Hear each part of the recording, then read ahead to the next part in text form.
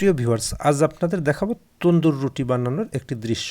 হোটেলের সামনে এই ভদ্রলোক কিন্তু একটি দোকানে তন্দুর রুটি তৈরি করছেন। উনি খুব দক্ষ, আপনারা দেখতেই পাচ্ছেন। উনি দ্রুত গতিতে হাত চালাচ্ছেন, একটার পর একটা তন্দুর রুটি কিন্তু বেলছেন। তারপরে এগুলো উনি আসলে একটা চুলার মধ্যে দেবেন।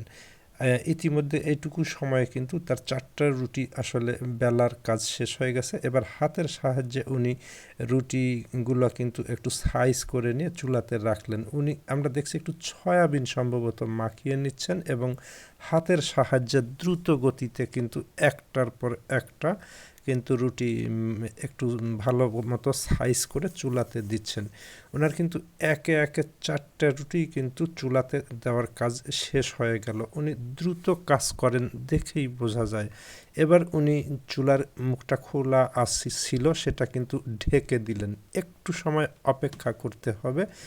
সামান্য সময় অপেক্ষা করার পরেই কিন্তু রুটিগুলো দেখেন ভিতরে ফুলে ফেপে গেছে। এটা কিন্তু পরিবেশন করা হবে হোটেলে।